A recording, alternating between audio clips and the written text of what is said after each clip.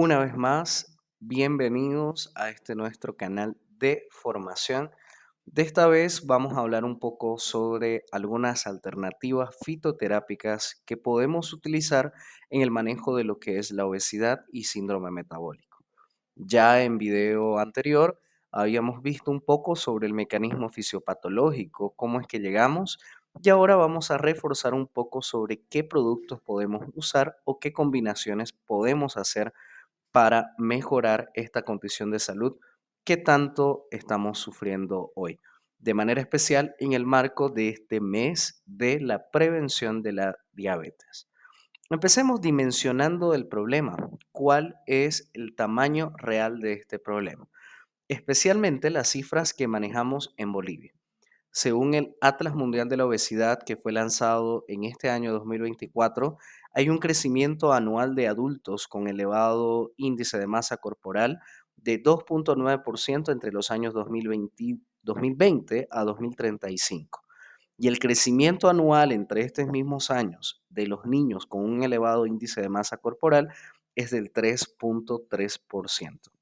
Son cifras que realmente deben alarmarnos y que deben hacer de que tomemos algunas acciones para evitar los problemas de salud asociados a esta condición.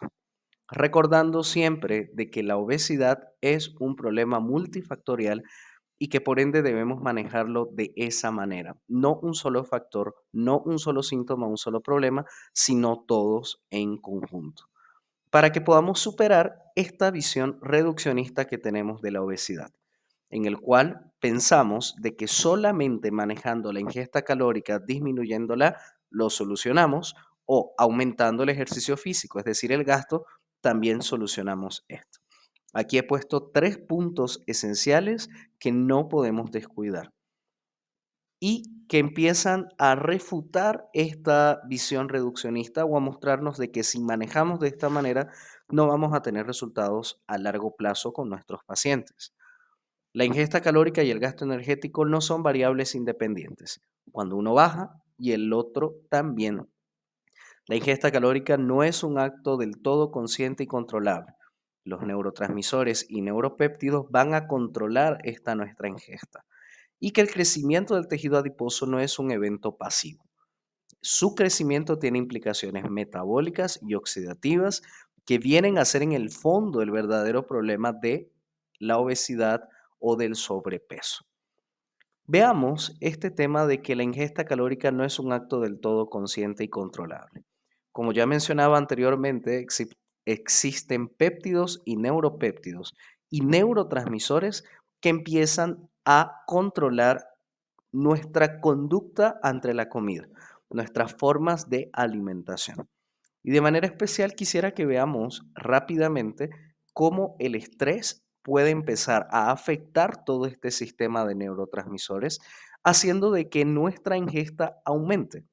No, vuelvo a decir, no por un acto del todo consciente y controlable, sino de manera inconsciente. Sabemos bien de que cuando tenemos altos niveles de estrés, se eleva esta hormona de la que tanto se habla hoy, el cortisol, como una medida de defensa o como una respuesta adaptativa del organismo.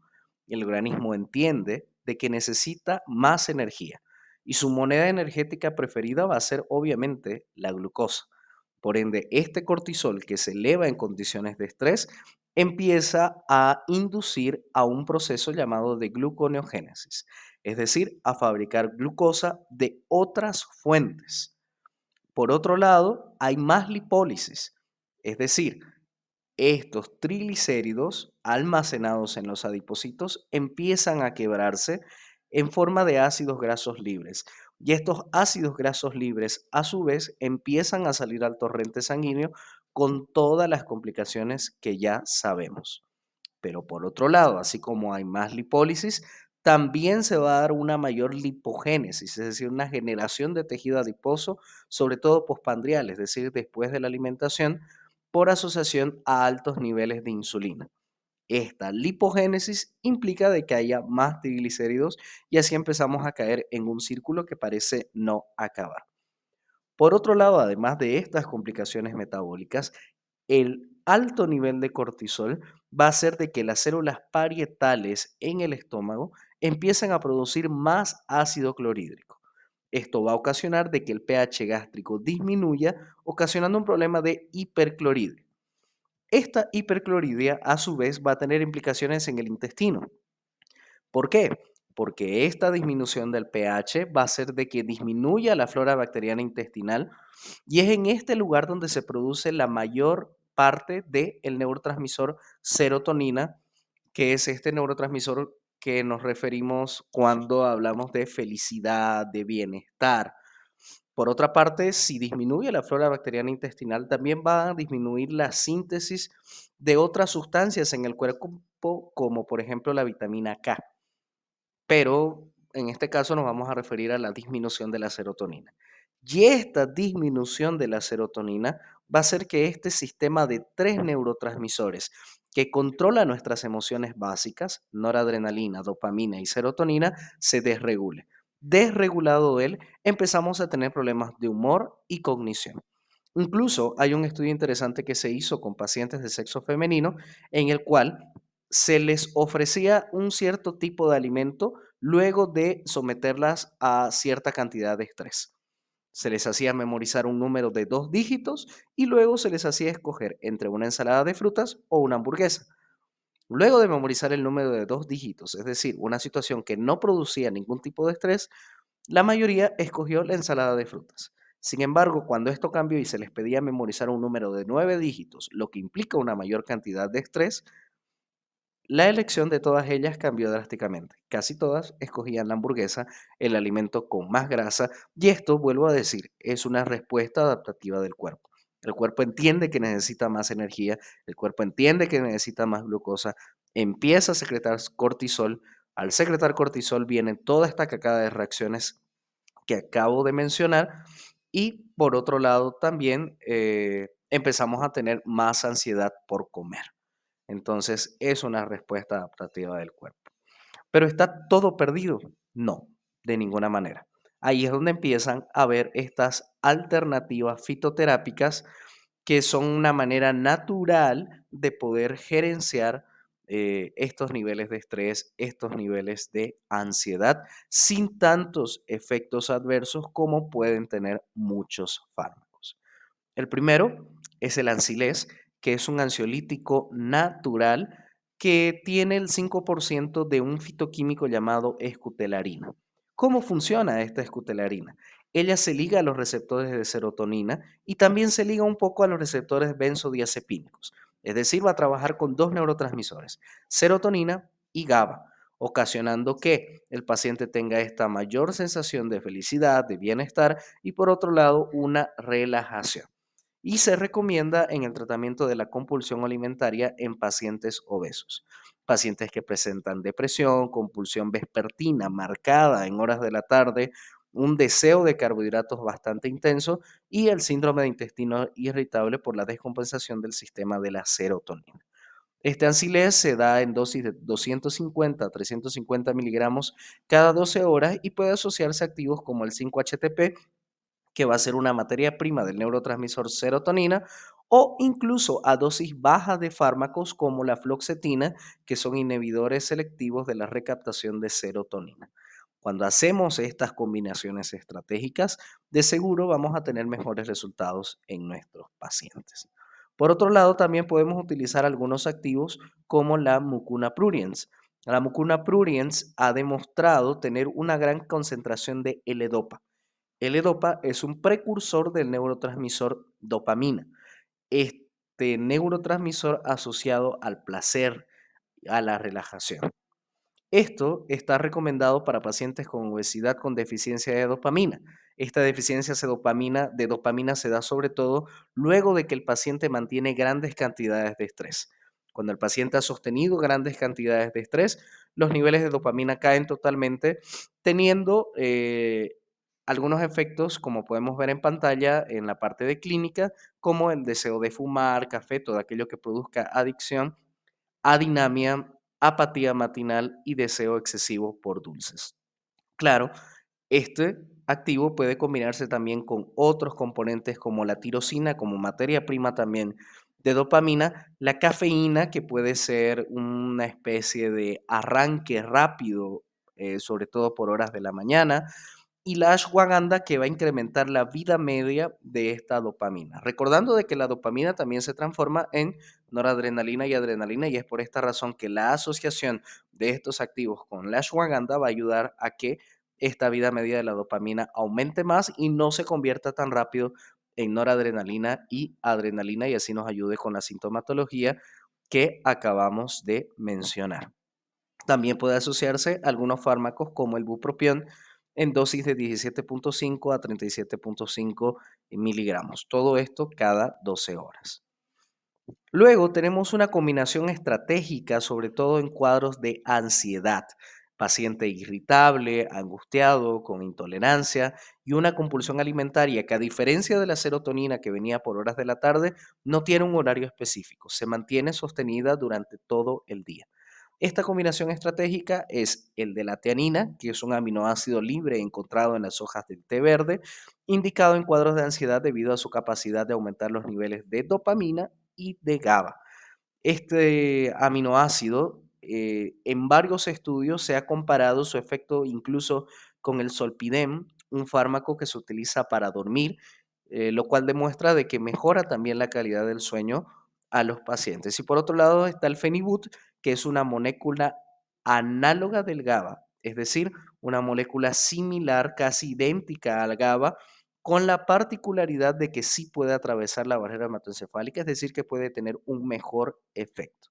Las dosis en las que las podemos combinar, la teanina en dosis de 120 a 360 miligramos cada 12 horas y el Phenibut entre 50 a 100 miligramos cada 12 horas. Esta combinación es bastante estratégica y ha dado excelentes resultados en los pacientes. Luego, una vez ya habiendo visto de que podemos modular toda esta parte de neurotransmisores en el paciente, es necesario ver otro problema involucrado en lo que es obesidad, síndrome metabólico y sobrepeso, que es la resistencia a la insulina, un problema silencioso que es muy subdiagnosticado y que solamente se reconoce ya cuando estamos enfrente de un cuadro de diabetes mellitus. ¿Cómo ocurre o cómo se da este mecanismo de resistencia a la insulina? Primero, como decíamos, cuando aumenta la ingesta calórica, empiezan a aumentar los niveles de resistinas. Estas resistinas son expresadas por el tejido adiposo. ¿Y qué hacen ellas? Van a impedir el ingreso de glucosa al tejido. Al no ingresar la glucosa, esta glucosa empieza a acumularse en la sangre. Por otro lado, este tejido adiposo empieza a expresar algunas citoquinas proinflamatorias que van a hacer que estos receptores de insulina no funcionen. Como respuesta, ¿qué va a pasar? El páncreas empieza a secretar más cantidades de insulina. Finalmente, ¿qué tenemos? Un cuadro de hiperinsulinemia, es decir, los niveles de insulina demasiado altas, una glucosa que no puede ingresar a los tejidos, niveles de glucosa demasiado altas, y esto que va a causar altos niveles de glicación, provocando lesión endotelial, va a venir el efecto de hipertensión arterial por ende, y la oxidación del colesterol LDL, aumentando mucho más el riesgo a la formación de placas ateromatosas o enfermedades coronarias y todo lo que es la parte cardiovascular totalmente afectada. ¿Y todo inició con qué? Con el crecimiento excesivo del tejido adiposo expresando las resistinas. ¿Cómo podemos manejar esto? La droga más conocida es la metformina, pero aquí estamos hablando de alternativas más naturales o fitoterápicas. Y en este caso, la propuesta es el curate. ¿El curate qué es? No es otra forma que la curcumina o la cúrcuma de la que tanto se habla, pero en su forma más biodisponible. Todos sabemos de que la curcumina o la cúrcuma, de donde se extrae esta curcumina, tiene grandes efectos antiinflamatorios. Sin embargo, el gran problema es que no tiene una buena disponibilidad, una buena biodisponibilidad. El Curate ha mejorado su fórmula a través de nanotecnología, haciendo de que aumente en aproximadamente 75% más biodisponibilidad de la curcumina. Su mecanismo de acción es que va a aumentar enzimas antioxidantes y va a bloquear NF-kappa beta y TNF-alfa como aquellas sustancias o citoquinas que van a iniciar el cuadro inflamatorio en el paciente. Este se puede combinar con otro fitoterápico que es la Boswellia serrata, que va a inhibir la vía alternativa de la inflamación y obviamente con ácidos grasos esenciales omega 3 para aumentar la expresión de protectinas y resolvinas que van a hacer todo lo contrario a lo que acabamos de mencionar, que son las resistinas que iniciaron el cuadro de resistencia a la insulina. El resultado que va a ser una mejor sensibilidad de los tejidos a la insulina. Si la insulina funciona bien, bajan los niveles de insulina. Bajando los niveles de insulina, también la glucosa va a poder trabajar bien, por ende va a disminuir. Si baja la glucosa, baja la expresión del tejido adiposo y así vamos poco a poco mejorando el problema del paciente. Algunas consideraciones del Curate es que por su forma de nanotecnología, él no puede ser triturado ni disuelto en agua, de manera que no se puede preparar en otra forma farmacéutica que no sea en cápsulas y no necesita ser asociado con piperina para mejorar su absorción, a diferencia de la matriz de cúrcuma convencional. Y su materia prima es en forma de pequeños granulitos. Esa es la particularidad y lo que lo hace ser mucho más biodisponible.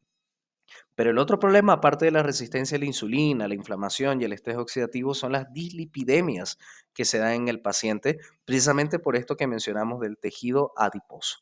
¿Y qué podemos hacer para las dislipidemias? ¿Cuál es la alternativa fitoterápica en lugar de utilizar quizás alguna estatina como hipolipemiante? Tenemos al orizanol. El orizanol es un componente natural del aceite de salvado de arroz, maíz y cebada que ha demostrado tener la capacidad de reducir los niveles de triglicéridos, disminuir el colesterol LDL o colesterol malo y aumentar ligeramente el colesterol HDL. Como mencionaba, en varios estudios se lo compara inclusive con las estatinas y se recomienda su uso en conjunto con activos como el pomegranate, que va a evitar la oxidación del colesterol LDL, el ezetimibe, un fármaco que va a inhibir la absorción de más ácidos grasos, y el picnogenol también como un potente antioxidante. Esta combinación es estratégica para pacientes que pueden tener una placa ateromatosa estable menor al 50%, pacientes con dislipidemias, eh, incluso puede asociarse con algunos fármacos, como mencionaba, con dosis bajas de estatinas. Y finalmente veamos la tendencia actual que hay al uso de análogos de GLP-1. Veamos esta portada de revista del septiembre ya del 2011 de una revista brasilera conocida llamada Bella, donde nos dice que parece milagro lo que ocurre con el uso de análogos de GLP-1, diciendo de que tenemos un nuevo medicamento que puede hacerte bajar entre 7 a 12 kilos en solo 5 meses sin grandes efectos colaterales. Esto pareciera ser la solución mágica, pero veamos ¿qué nos dicen algunos estudios sobre los verdaderos efectos colaterales o implicaciones que puede tener el uso de estos fármacos? Recordando también de que son fármacos relativamente nuevos, que todavía se encuentran en estudios de farmacovigilancia, lo que quiere decir de que no sabemos completamente cuáles son los verdaderos efectos secundarios de su uso. Entre los más conocidos podemos destacar hemos tenido casos de colelitiasis, alteración de enzimas hepáticas, pancreatitis, insuficiencia renal, crecimiento de tumores. Claro, estos análogos tenemos que recordar que aumenta la producción de insulina. Y la insulina, así como tiene efectos metabólicos, tiene efectos proliferativos. Si hay algún tumor por ahí presente, esta célula tumoral va a empezar a replicarse con mucha mayor rapidez, desarrollando obviamente tumores, sobre todo en tiroides, mama y páncreas, y los síntomas gastrointestinales. Recordemos que estos análogos de GLP-1 disminuyen la velocidad de vaciamiento gástrico. Eso es lo que hace de que tengamos una sensación de llenura por más tiempo, pero al mismo tiempo disminuye también el peristaltismo intestinal, el movimiento de nuestros intestinos. ¿Eso qué quiere decir? Que tenemos mucha más probabilidad a tener, a no ir al baño con frecuencia, como lo llamamos comúnmente. Entonces son pacientes que luego terminan quejándose de problemas como hemorroides o incluso formación de algunos fecalomas.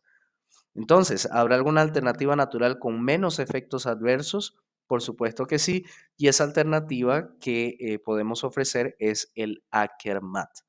¿Este Akermat qué es? Es un complejo que está extraído de Capsicum frutescens. Este Capsicum frutescens es el llamado chile que conocemos, el ají. Y sabemos bien o ya hemos escuchado hablar de que él tiene efectos termogénicos, pero se ha demostrado de que tiene otra acción que es la que nos interesa más. Él estimula la producción de GLP-1. Los fármacos de los que hablábamos anteriormente son análogos de GLP-1. Es como si yo administrara la hormona misma. ¿Qué hace? Ayuda a que se produzca dentro del intestino a través del el aumento de la colonización de una bacteria intestinal llamada Akkermansia mucinífila. La Akkermansia mucinífera es una bacteria que está en nuestro intestino que ayuda o estimula la producción del GLP-1 y el GLP-1 es quien tiene todos los efectos metabólicos buenos que queremos. Aumenta la expresión de insulina, una mejora de la resistencia periférica a la insulina, una disminución de la esteatosis hepática, una sensación de saciedad mayor, y la regulación de niveles de leptina y grelina, que van a ser dos neuropéptidos claves en el sistema de saciedad a la hora de comer. Y obviamente la actividad termogénica, que es quizás la más conocida de estos capsaicinoides. ¿Cuál es la particularidad? Que él está hecho con una tecnología llamada Fenumat. Como decía, como viene del chile, puede ser una molécula irritante. ¿Qué hace esta tecnología Fenumat? Son microperlas de calidad alimentaria para que este producto no sea nocivo para el organismo, no cause irritación por un lado y por otro pueda entregarse directo al intestino, porque es en el intestino, recordemos, donde necesitamos que ejerza su mecanismo de acción. El estímulo de GLP-1 se da por el aumento de la quermancia y la quermancia está en el intestino. ¿Cómo estimula Akkermat el crecimiento de Akkermansia mucinífera? Primero porque aumenta la mucosidad. Al aumentar la mucosidad, esta mucosidad vamos a decir que es como el alimento de la Akkermansia mucinífera.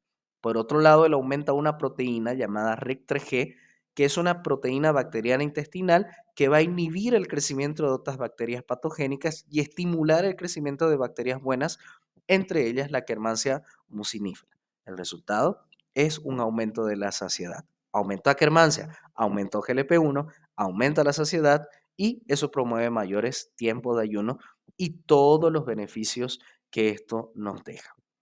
En conclusión, es un verdadero problema de salud pública por las cifras alarmantes que tenemos. Ya las habíamos mencionado. Debemos superar la visión reduccionista de la obesidad.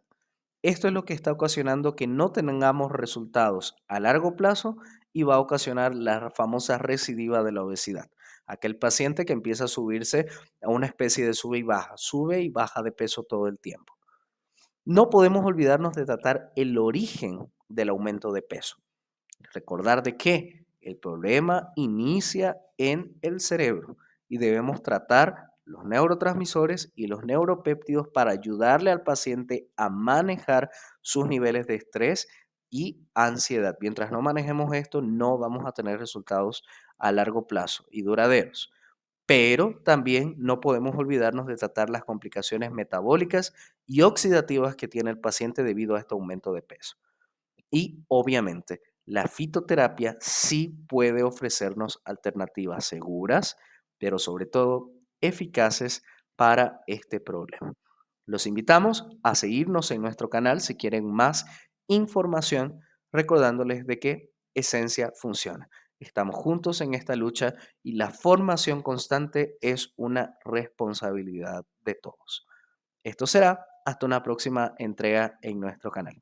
Que Dios los bendiga.